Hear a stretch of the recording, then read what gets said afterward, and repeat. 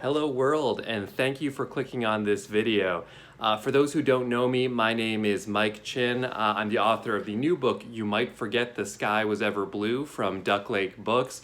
And I wanted to record this video not only to celebrate the book coming out and to encourage you to buy it, though there are links to do so in the description of this video, but also to take this moment to celebrate a community of writers and friends who I've gotten to know along the way. It was a long journey to draft this book, and especially for it to eventually reach the publication stage. And so I wanted to use this as a platform to introduce some other people who are really talented and have done some great writing of their own throughout this process. So I had the great privilege of having 8 friends and writers participate by sending along videos to be a part of this virtual release. So let me go ahead and introduce the first one. A native of Tucson, Arizona, Sheila Dong received an MFA in poetry from Oregon State University in 2018.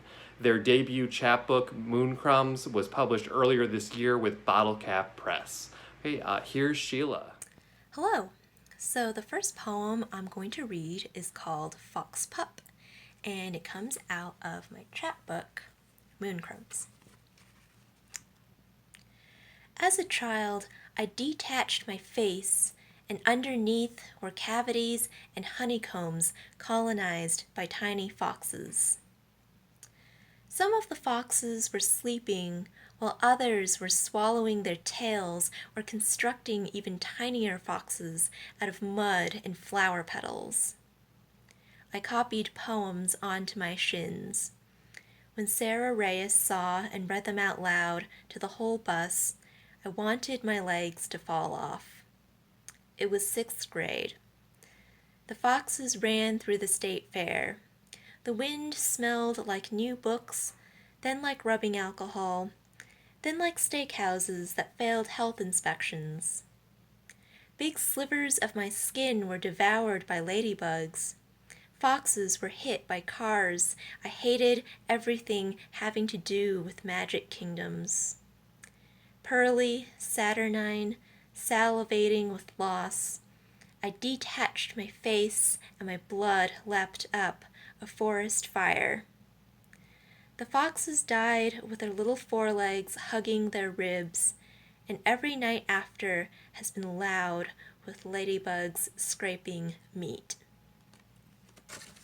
So my second poem is relatively newer, and it's called 7 Dreams of Life and Death. A field out the window of a bus in rural Italy. Grass marked with odd flattenings, like horses had lain down. A field in Oregon where I drank half a bottle of wine on a friend's birthday. Green label that read Prophecy. A field in another dimension where I was both inside the field and watching myself from a dirt path on the edge. I grew more and more distant until I vanished, or else glitched back into myself from behind. A field at sunset, a field that was sunset, deepening bouquet into bruise, goblin sky with a pink-black paunch. I prayed to nothing for a field that would absorb my body, would take me like medicine as if pain could be ended that simply. Yes, I thought, a field was coming for me across the long expanse of stars. It would unfurl for me like a tongue, with a bag on my shoulder, and inside it a blanket and an empty book. The longer I looked, the bigger the field would grow, until there would be nothing else. Horses thundering from every hole in my head.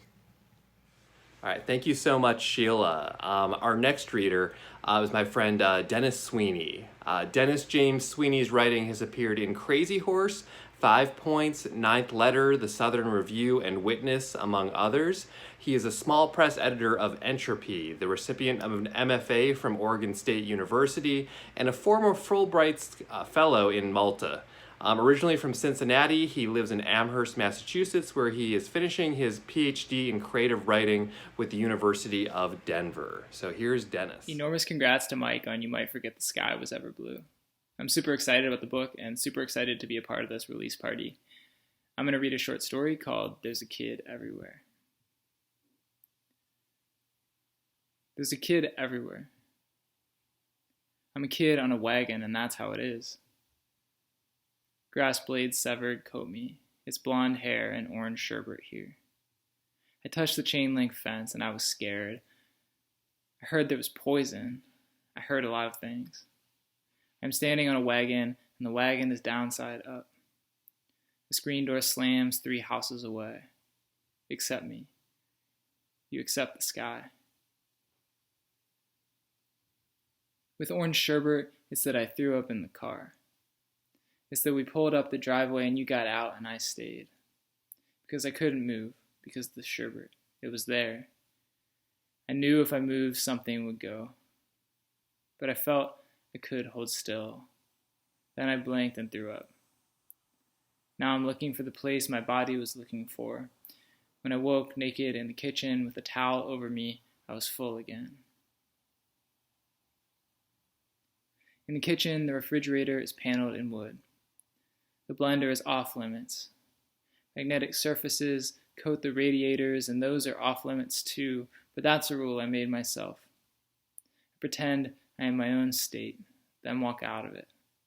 The deck is old and not magnetic, but the wagon, let me say. When I'm up here, and soon somebody's going to notice I'm up here, I feel like a mountain feels like a magnet, but pointing down. Don't tell me about poison. You get old, there's poison in every word. Call me what you want, but not old. You have no reason to be crying. It must be the fence. You were scared of the fence. I was scared of the fence. Not anymore. Hey, I'm on a wagon. Hey, my bones are blonde but will someday turn. If I disappear, it will be inside. I'm not saying there's a kid everywhere. I'm saying you're using the kid. I'm saying the kid's a wagon. You want to disappear into me. Mommy, I can start to say with my mouth, I am not going to die. But I am getting lonely. I'm trying to imagine what there's going to be left of me to love. It was there even early on. I wanted to stay in the searching, the old beige seats, the fuzz from the seatbelt. You left me in the car when the sherbet was about to leave me. You lifted me into the kitchen, and I don't remember. The wagon wheels face up. Fine. I will leave myself. Another screen door cracks. Another kid outside. Thanks and congrats again, Mike, on the awesome book. All right, thank you, Dennis. Next, we have a poet who I also met in Oregon, but who, like Dennis, has also moved to Massachusetts since that time. Alana Folsom earned her MFA in poetry from Oregon State University, where she founded and was editor-in-chief of its literary magazine 45th Parallel. Her poetry has been published in The Believer, Missouri Review, Pank, and others. She currently lives in Boston with her partner and her cats, Birthday and Sourdough. Hi, Mike. Happy to be reading. Congrats on your book, and here are my 3 poems. Cubism. I have not missed my virginity, is what I think as your eyes close and open, heavy around my body. The radio's on. We deserve this song and the next, like green fruit lifted off the branches and placed in a pale bowl. I've tried so hard, but make my fistfuls of pleasure into triangles. I am 5 perspectives at once. I am clumsy beauty revealed. I am the brothel in Avignon. Love, I've missed most of what you've said over the whooshing sound of this memory being made. We're in bed, your eyes and the sun casting shapes through the blinds. Earth tones. Time knows better than art, how it stripped the paint off the statues. A friend says, I wish a sixth sense for you. I think she is wishing for meaning, which is different from knowing. Colors don't explain. The white halo of an X-ray around bone, yellow unfairness, gray disappointment. I go searching in another ancient wing for some intimate and universal truth, studying how the women hold themselves so perfectly still. None of them know the words cancer, tumor. None of them haven't slept in days. Later, I try to scrub off all the paint to get what must be my beauty underneath, but I am just another stupid girl crying in the shower. And I will now grab my kitten, meow, and put her on the floor for this last poem, The Bachelorette.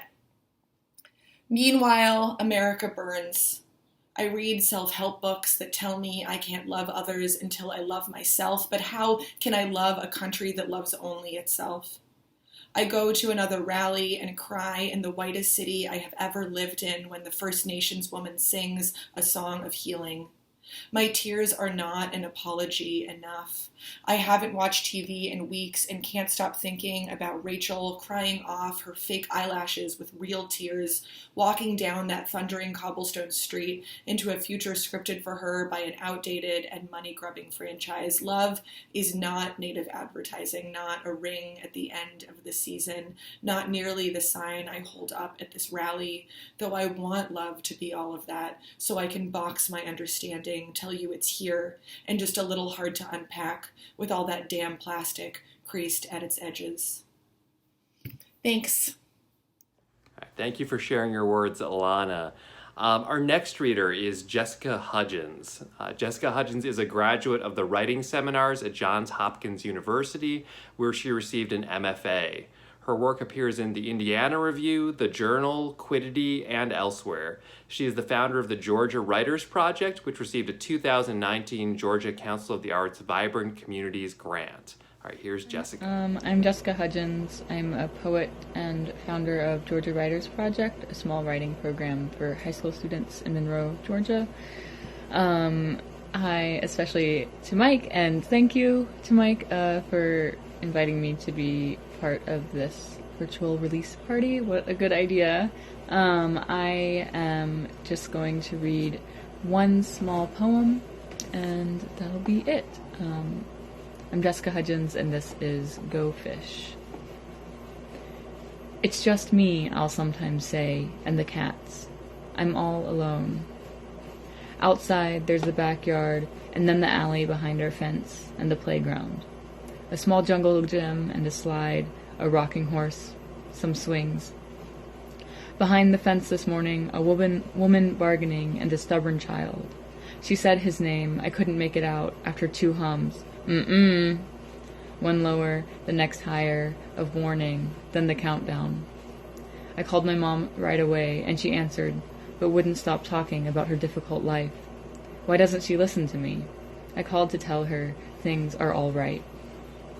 Thank you. Thanks so much, Jess. Next up, Nazifa Islam grew up in Novi, Michigan. Her poems have appeared in Boston Review, Gulf Coast, The Account, and Beloit Poetry Journal, among other publications. And her poetry collection, Searching for a Pulse, in 2013, was released by White Point Press. She earned her MFA at Oregon State University, and you can follow her on Twitter at NAFOOPAL. Here's Nazifa. Hi, my name is Nazifa Islam, and I'm going to be reading some Virginia Woolf found poems. So basically what I do is I take a paragraph from a Virginia Woolf novel, and then using only the words in that paragraph, I create a poem. So I'm just going to go through these and give you the title and the work that it came from. Okay, so first off, Phantom Weight from the Waves. I exist to tremble in shriveled solitude, to burst into tears, to want. Something in me, something made of pine needles, thunder, and grass has been torn out.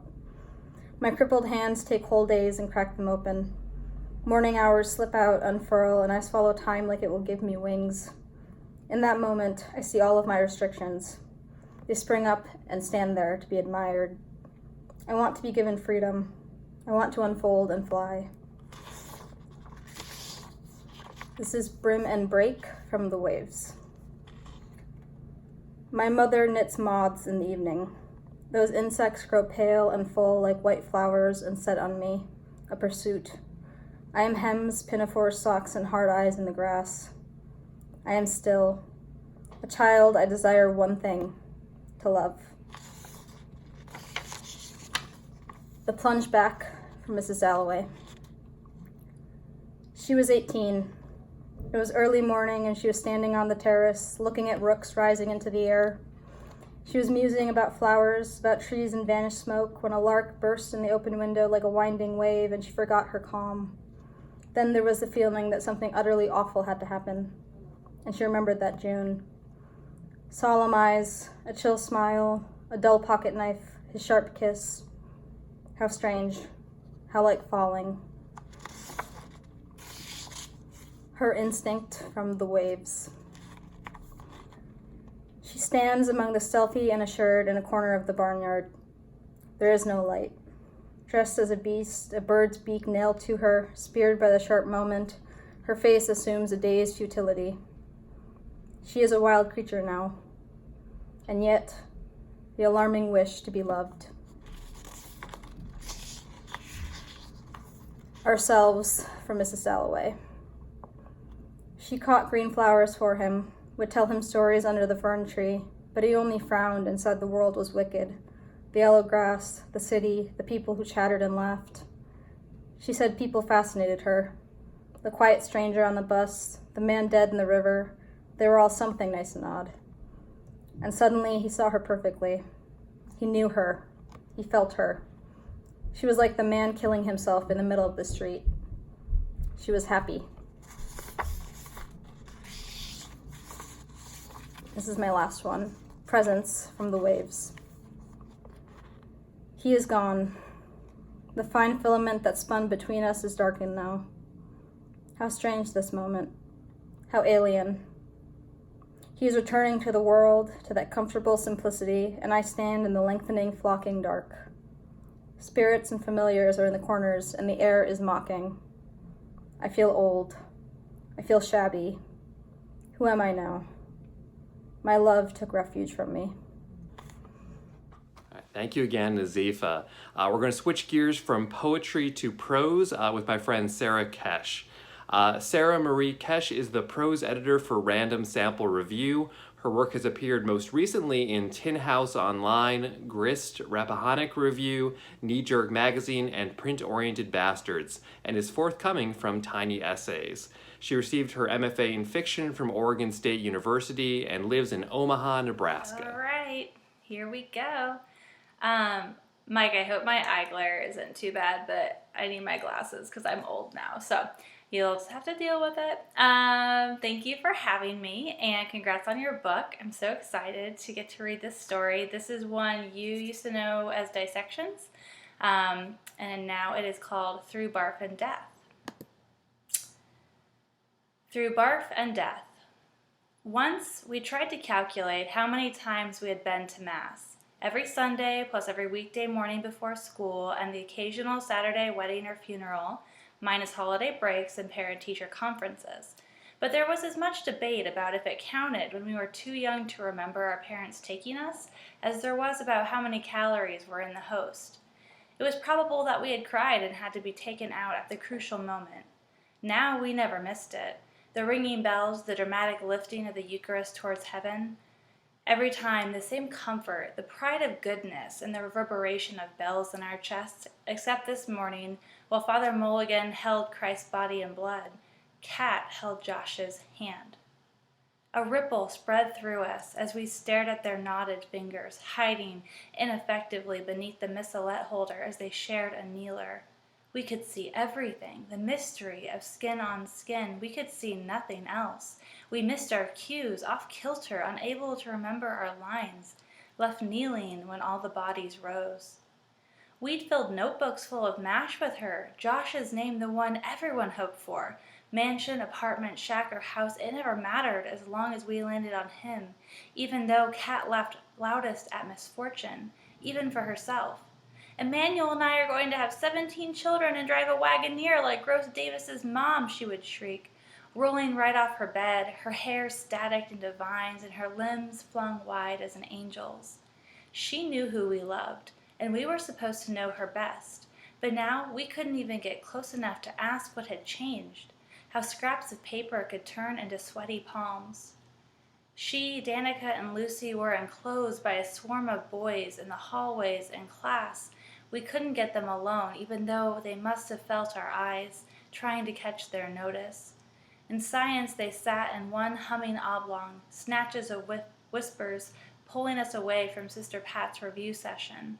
It was impossible to care about pituitary glands when we felt ourselves betrayed. Emmanuel wrote, "How was it?" on top of his notes and turned it so we could see. We stared at him blankly until he added the study group at Josh's. We didn't think we could hurt more, but for Emmanuel to know before us, we demanded answers. "That's all I know. I figured you were all there," he whispered. "Wherever Cat goes, you follow." It was true.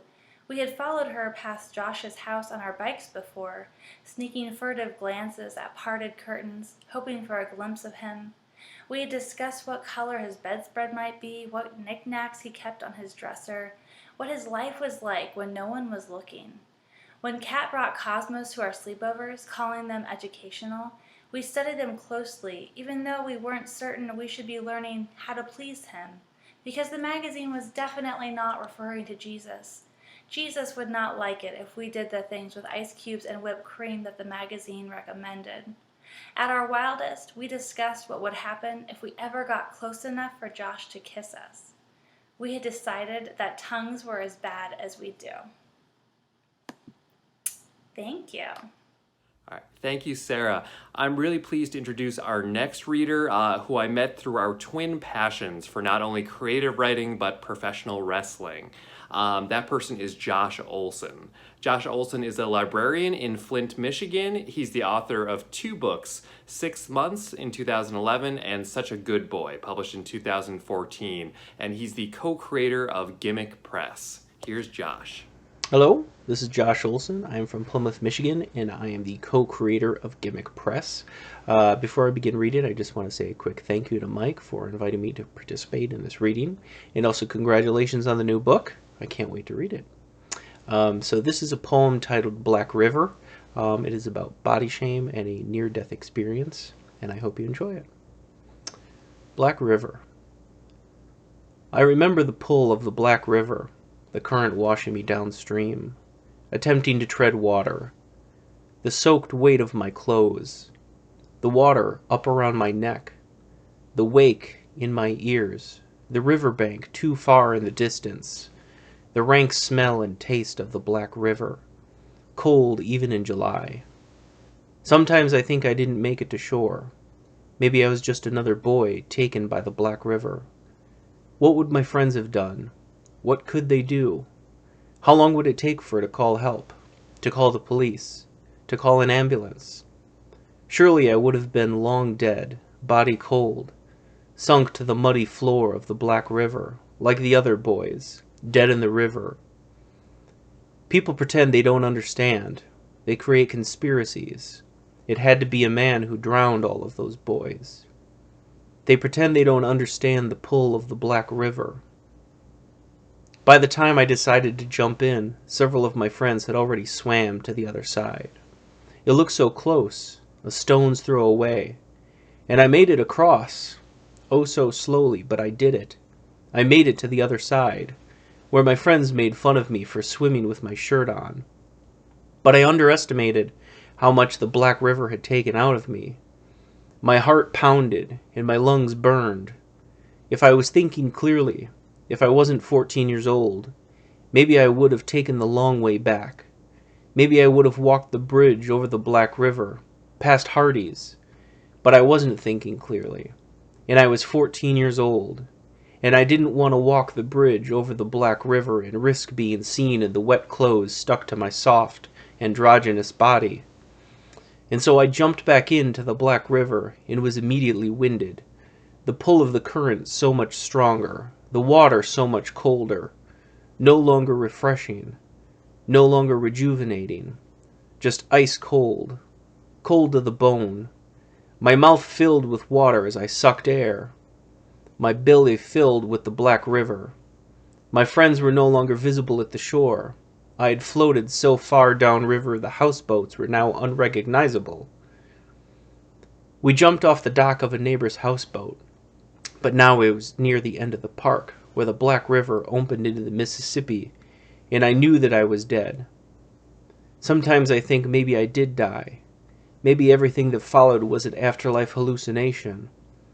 Surviving the Black River, making it to shore, my friends mocking me as I stumbled up the street, exhausted, spent, my wet jean shorts and t-shirt sticking to my soft body. Being called Free Willy as I pretended to laugh and not think about drowning. I often think about the pull of the Black River and how on that day I would have rather drowned. I would have rather been another boy at the bottom of the Black River than let my friends see me with my shirt off. Thank you. Thanks so much, Josh. Our final guest reader is the essayist Erica Trebold. Erica Trebold is the author of 5 Plots, published by Seneca Review Books in 2018 and selected by John D'Agata as the winner of the inaugural Deborah Tall Lyric Essay Book Prize. Her work appears in Brevity, Literary Hub, The Rumpus, Essay Daily, and elsewhere. She is a visiting assistant professor at Sweetbriar College in Central Virginia. More about Erica and her writing is available on her website at ericatrebold.com. Here's Erica. Hi everyone, and thanks for being here for this awesome virtual reading. Congratulations once again to Mike, whose book, You Might Forget the Sky Was Ever Blue, is out now. Can't wait to hear him read as part of this experience. My name's Erica. I'm going to be reading from my debut essay collection called 5 Plots that came out not quite a year ago, almost a year ago. It's available online if you want to check it out. But I was inspired by Mike's title for this book, and I wanted to read something in the vein of skies. So I'm going to read to you about my very favorite sky, which is a place in Nebraska, pretty much the whole state, where the sky is really, really big, and I think really, really blue and beautiful. This is an excerpt from a lyric essay in 5 Plots called Borrow Pits. My grandmother curated a gallery of oceans and deserts inside her lakefront cabin as if to say, there are more beautiful places than this. Magnets from tourist shops cluttered the fridge because my grandmother carved small pieces from wherever she traveled and brought them back. Through her collection of miniature cacti or hand-carved bookends, I learned about the world. The cabin may have been propped on the side of a lake, but her interior was full of borrowed landscapes. She framed purple suns setting over adobes, the scheme of each room confusing the next. She wallpapered us into a seaside, and in the upstairs bedroom left us eye level with a bright coral reef. The walls were stiff in their representations of water, which outside took the shape of rivers and lakes. And past the river and over the horizon, the train tracks reversed its flow through cornfields and farming towns, miles and miles of American highway. The lake was beside a river. Below the towering cottonwoods and the big, big sky, there it is, that I thought would take up most of a frame if a place like this was beautiful enough to hang on the wall beside our seagulls and palm trees. I wanted to frame it. I wanted to bottle it up. Thanks. All right, thank you, Erica, and thank you so much again to all of the guest readers who contributed their time and their creative work to this project. I'm going to close this out here by reading a short excerpt from the actual book, You Might Forget the Sky Was Ever Blue. This is a flash piece that originally appeared with Hobart called Tree Man. Mom called it car camping and always emphasized the distinction between it and what she termed real camping. We'd pull up to our plot of land and set up our 2 tents, one for Mom and Dad, one for me and my brother Charles.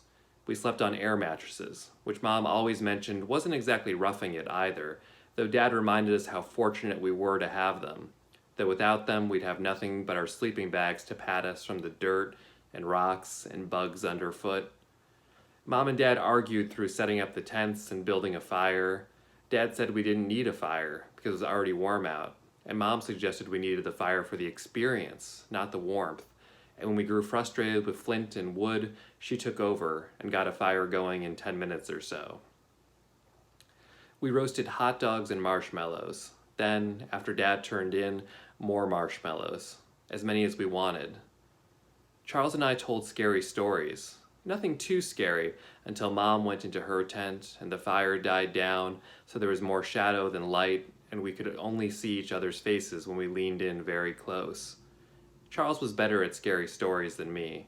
I always wanted to rush to the climax, until it wasn't a story at all, just a summary of gory incidents or people being terrified by my random insertion of a witch or a ghost. By the light of day, Charles explained what I was doing wrong, that it was about building tension and suspense. That's what made a story scary, and I could understand what he meant long before I could understand how to do it for myself. He told me about the tree man. He climbs into trees, into the tallest tree he can find, and he sits up there and watches for people to come along. Charles leaned back from the fire a little, his face colored dark orange, almost red in the flickering, dull glow. He waits for people to fall asleep beneath the tree.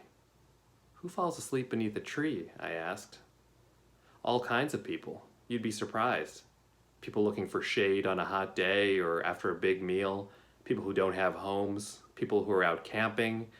He trailed off a little at that last part, as if he hadn't meant to say it, and I knew even then that he had meant to say it, meant to scare me, but that doesn't mean it didn't work. He eats people, Charles explained.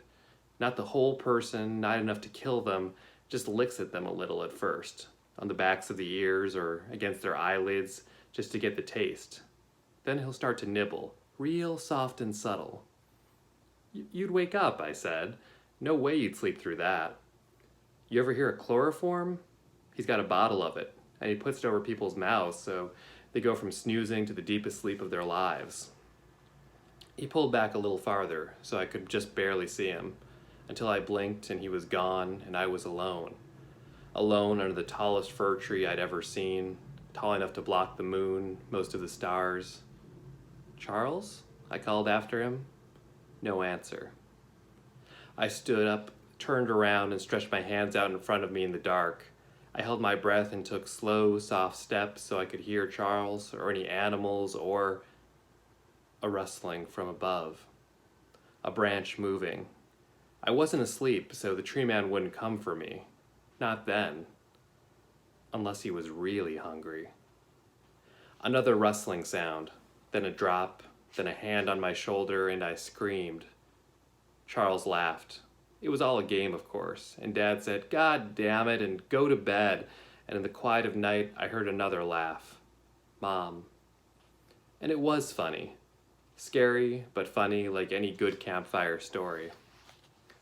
After we'd put out the fire and gone into our own tent and laid down, I listened to Charles' breath, slow, and turned to snoring before I crept over and licked the back of his ear until he woke up screaming. Okay, that's Tree Man. So thank you all again for watching. I'm going to close things out here with the book trailer, which I first released a few months back. Thank you to my friend Mike Peak for the music on that. Bye everyone, thanks again. Again, the information about the book is down in the description of this video.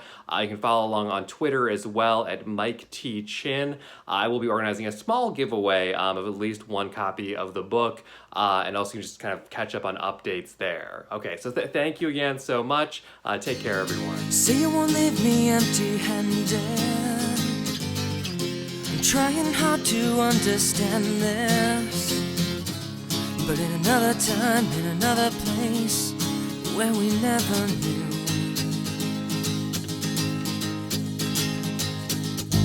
Well, I've been walking down this highway, another 1,000 miles behind me.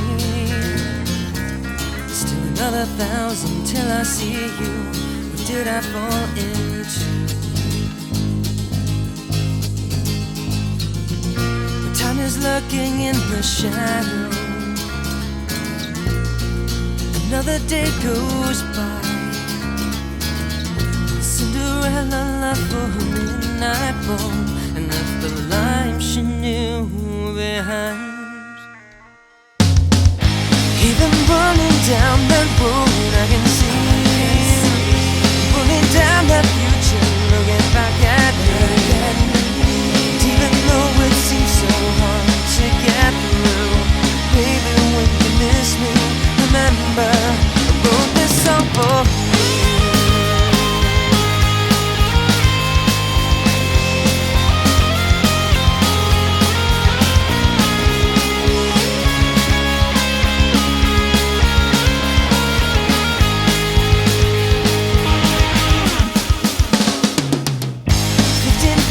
Breaths I've taken,